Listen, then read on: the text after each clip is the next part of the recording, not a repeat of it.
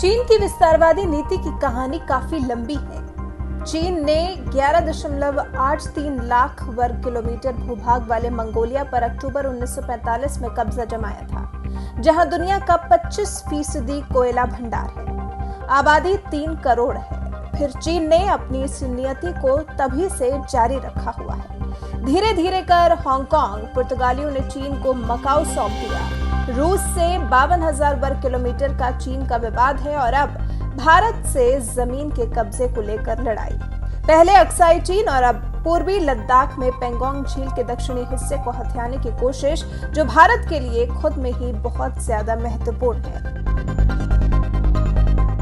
15 जून के हमले से, चीन के धोखे से अभी भारत उभरा भी नहीं कि 29-30 अगस्त की दरमियानी रात और उसके बाद फिर उसके अगले दिन भी कोशिश की गई जमीन को हथियाने की, यानी कि सोमवार को भी पेंगोंग झील के दक्षिण किनारे को कब्जाने के लिए भारतीय सीमा में घुसने की हिमाकत की थी चीनी सैनिकों ने। हालांकि वहां पहले से मौजूद भारतीय सैनिकों ने जब सख्त हिदायत दी तो लौट गए।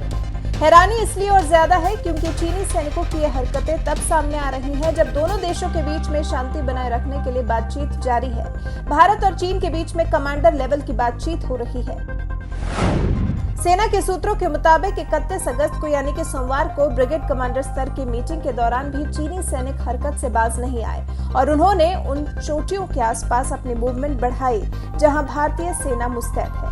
अपनी तरफ आती चीनी सेना को देख भारतीय सेना ने सख्त लहजे में उन्हें वापस लौटने को कहा। साथ ही कमांडर मीटिंग में भी सख्त संदेश दिया गया, जिसके बाद चीनी सैनिकों ने अपने इलाके को छोड़ वापस जाने का फैसला लिया। हालांकि सीख तो भारतीय सेना ने 29-30 अगस्त की दरमियानी रात को ही ले ली थी, जब चीन की हरकतों का जवाब देते हुए भारतीय सैनिक 3 अहम चोटियों पर पहुंच गए और वहां पूरी मुस्तैदी से तैनात हैं। ये चोटियां ही चीन के लिए परेशानी का सबब है, क्योंकि ये वो चोटियां हैं जहां से चीन की हर हरकत पर नजर रखी जा सकती है। चीन साम दाम दंड भेद किसी भी तरह से इस इलाके में खुद को मजबूत करने की कोशिश कर रहा है। सेना के एक अधिकारी के मुताबिक चीनी सैनिक फिर ऐसी हरकत कर सकते हैं, इसलिए भारतीय सेना भी पूरी तरह से तैयार है। हालांकि ऐसा नहीं है कि चीन को उसकी सेना की हरकतों के बारे में जानकारी नहीं होगी। जो भी हो रहा है वो चीनी सरकार के कहने पर ही हो रहा है, लेकिन फिर भी भारतीय विदेश मंत्रालय ने चीनी अधिकारियों के सामने ये बात रखी।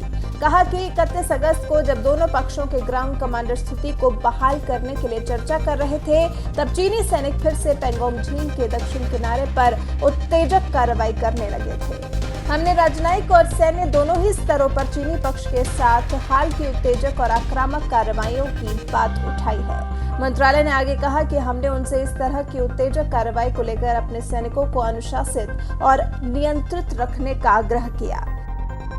भारत ने चीन को सीधा जवाब दे दिया है। सोमवार के बाद मंगलवार को भी हुई बैठक में चीन की तरफ से यही बात दोहराई गई कि पेंगोंग लेक के दक्षिण किनारे में जिन चोटियों पर भारतीय सैनिक हैं उन्हें वहां से हटना चाहिए, जबकि भारत ने सख्त और साफ लहजे में कहा कि वो भारत का इलाका है और जब तक चीन अप्रैल वाली स्थिति बहाल नहीं करता तब तक सैनिक मुख्य जगहों पर इसी तरह से डटे रहेंगे।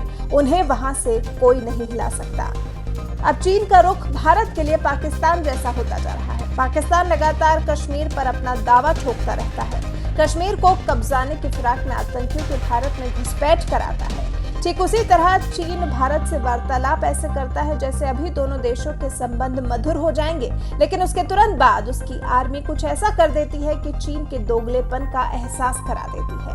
अब चीन लातों का भूत बनता जा रहा है जो बातों से मानने वाला नहीं है। आपकी इस पर क्या राय है? हमें कमेंट कर अपनी राय जरूर बताएं।